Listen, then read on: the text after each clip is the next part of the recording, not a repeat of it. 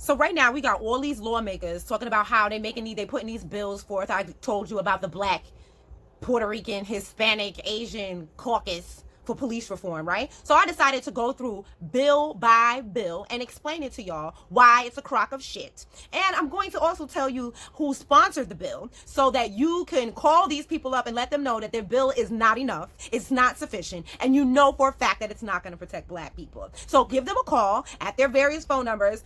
You can find all of the information at bit.ly/NY police reform bills with an S at the end. I'm sure it's written here. Okay, so you can go there, look at it, read line by line. I have my questions in red so that you can ask these very same questions to these politicians when you see them out here pretending like they're doing something for us. Call them out on their shit. When you see them, when you call them up on their phones, all of their phone lines, clog their phone lines. We may not have the $1.4 million that the PBA has, but they are supposed to protect us. At least we will have let these politicians know that they're not fooling anybody and they're not going to trick us by pissing on our heads and telling us that it's raining and that we can see through their bullshit. This might be the trickiest bill of them all. So Bill S8493 is sponsored by Kevin S. Parker, Democrat of the 21st Senate District. His office is 3021 Tilden Avenue in Brooklyn, New York. So in East Flatbush. I want you to keep that in mind as we continue. His phone number is 718-629-6401. Okay.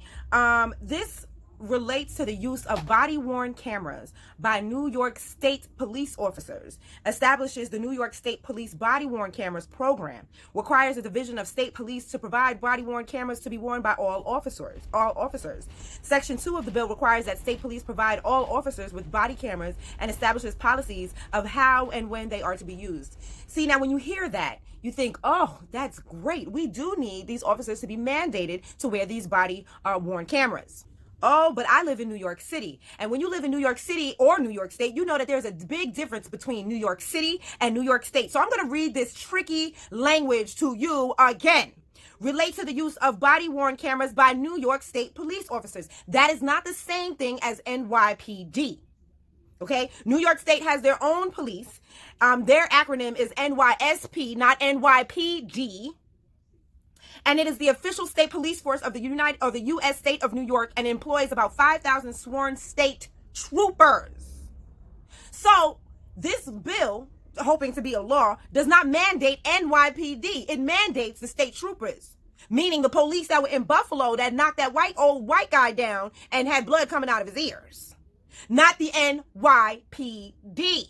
So I'm going to ask another question. Why in the hell is Kevin Parker, whose office is 3021 Tilden Avenue, writing a bill or sponsoring a bill for New York State Police when his district is in New York freaking City?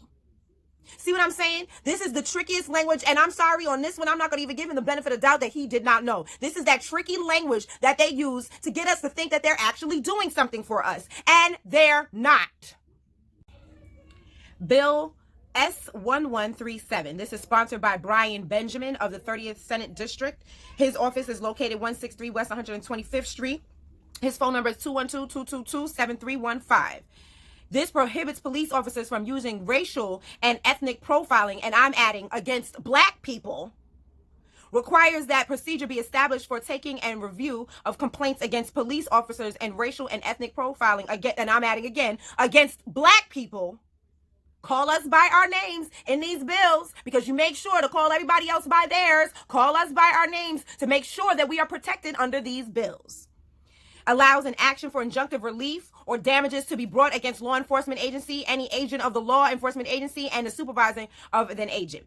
There needs to be mandatory, this is me talking, there needs to be mandatory monetary values to be set and assessed every year for inflation. And these police officers, correction officers, peace officers, whatever the hell you want to call them, need to be immediately removed from the police force because we don't need their energy policing us. Thank you very much.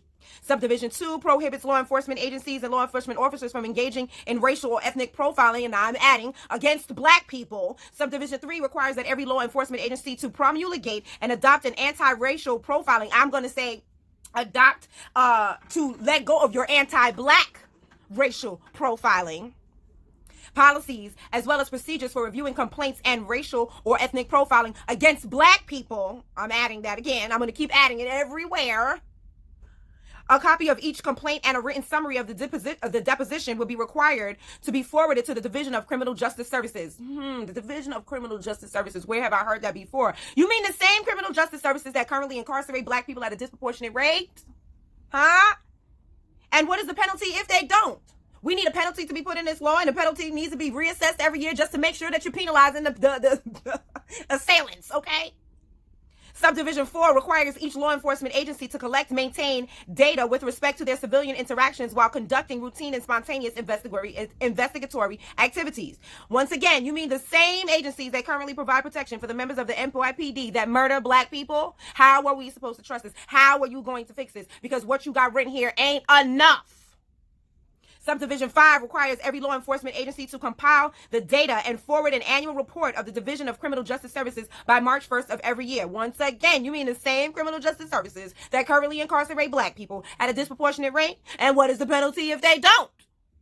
There needs to be a penalty here, and it needs to be reassessed every year just to make sure that you are penalizing the assailants. Thank you very much. Subdivision 6 requires the Division of Criminal Justice Services, in consultation with the Attorney General, to promulgate necessary forms for the policy agencies to use in their data collection. Once again, Ken Thompson, the deceased Brooklyn DA that gave Peter Liang no jail time after murdering Akai Gurley, he was also a part of that justice system. Letitia James is the current Attorney General, and she's the one who set up the goddamn hotline so that the Chinese people, or the Asian people, more specifically Chinese people, can voice their grievances for being called nasty names. Not getting killed in the street, not even dying in the street, not even getting their ass whooped in the street because they were called nasty names. And nobody wanted to eat food from their hands. That is why she set up a hotline. Subdivision 7 requires every law enforcement agency to make documents required by this bill available to the Attorney General. Once again, that is Letitia James. We don't care. What help is she going to give us? What help has she given us? Subdivision 8 requires every law enforcement agency to provide all the collected data required by this proposal to be made available to the Division of Criminal Justice Services. The division would then implement a computerized data system for public viewing of such data and would publish an annual report on law enforcement stops without revealing the identity of any individuals. Hold up. You mean the same criminal justice services that currently incarcerate black people at a disproportionate rate? And let me ask you a question. What is the penalty if they don't? The penalty for this needs to be written here and reassessed every year to make sure that we are penalizing the assailants. Okay? You see a running pattern here? Subdivision 9 and 10 provide a right of action for injunctive relief and or for damages to be brought by, it says, a private citizen. And I'm going to scratch that out and write by a black citizen who has been the victim of racial profiling, or by the Attorney General on behalf of the people against law enforcement agency that is engaged in racial or ethnic profiling. And I'm going to add, once again, against black people. Subdivision 11 would establish this section does not diminish or abrogate any other right, remedy, or cause of action which a black individual who has been the subject of racial profiling may have. Section 2 contains the effective date. So I'm going to ask this question again. What is the penalty for disregarding this law? After the data is collected, then what you going to do? Now you got all the data all listed out. How many times we've been murdered, who murdered us, and what they murdered us for, which is nothing. So then what you going to do with the data? You better be penalizing some of these murderers. Stop giving them low sentences, no sentences, and no convictions. They need to go to jail either for life or the death penalty. Either one. You know, I'm flexible on that. I'm flexible on whether you can go to jail for life for killing us or whether you can go to the electric chair or, lethal injection. I don't give a shit how they kill you, just as long as you're dead. Prosecution and dismissal needs to take place before these officers get to the point where they are murdering us. When they're just getting complaints, they need to be dismissed from the force. When it's just coming up as something where they just rough somebody up, they're stopping and frisking and doing things like that. They need to be released from the force before they get to the Eric Garner stage. And after the Eric Garner stage, like I said, they either need to get life in jail or the death penalty. Either way, I'm flexible on that one. And let's just say one or two of them are misguided, and they just need a little help reading the bills that they wrote, even though I don't have not near a law degree, okay? And I was able to ascertain that none of these bills are going to do shit for us. But let's just say they're a little misguided, and they need just a little help. They needed us to point it out in red. That's what we're here to do. So call them up and let them know, honey, you are misguided. Or call them up and let them know that they full of shit. Either way you want to do it, it's fine with me. Just call them up. Point number 4. White supremacist and police violence should be determined and classified as a human rights violation. This idea that we are going to treat white supremacist violence and white supremacists masquerading as police officers, white supremacist lieutenants, captains, and police chiefs co-signing the system, which is why point number 3 was outlawing it and criminalizing it. It needs to be a human rights violation. We are not discussing it in terms of assault. What they did was the system decided that there were not enough black people selling drugs, so in case you all haven't known, what they've done now is if you're a pimp and you running whores, they call that now human trafficking.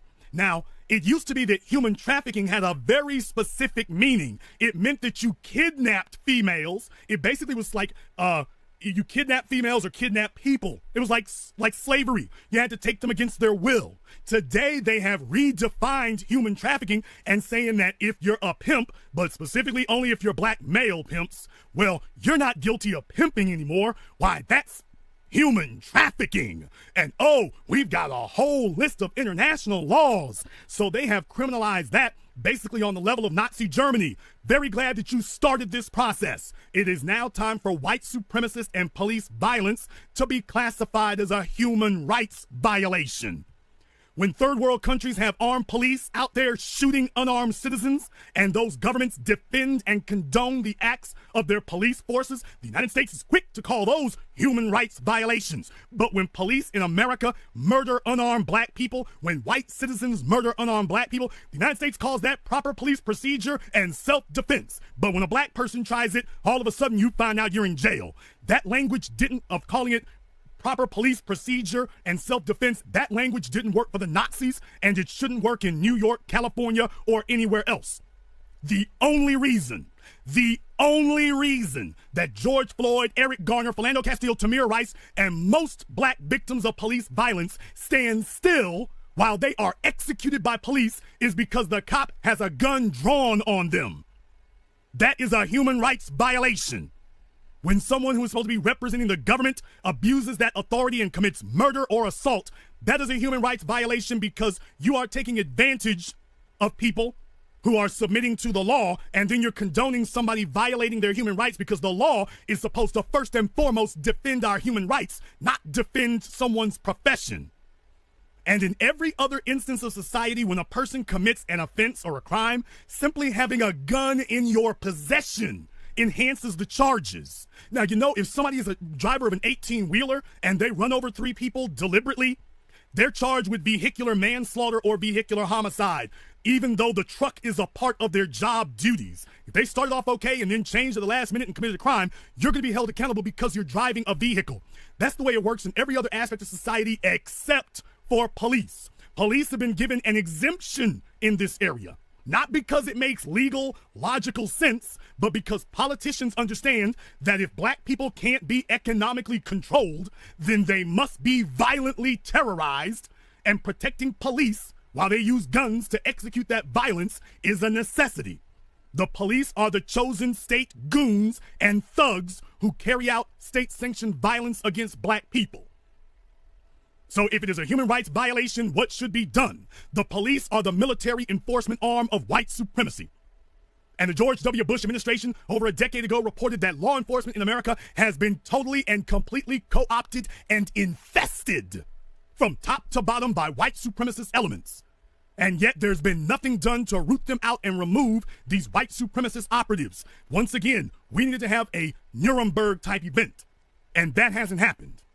You have white supremacist beat cops, sergeants, lieutenants, captains, even police chiefs and prosecutors who are using police and sheriff's departments as havens and nests where white supremacists can be hired in a profession that allows you to kill black people with impunity, and the district attorney, also a white supremacist or a white supremacist puppet, will back you up on it. And we need to stop pretending that this daily parade of never-ending slaughters and shootings of unarmed black people is some type of weird fluke of mathematics, and call it for what it is: the wholesale takeover of American so-called law enforcement by violent white supremacists masquerading as police officers.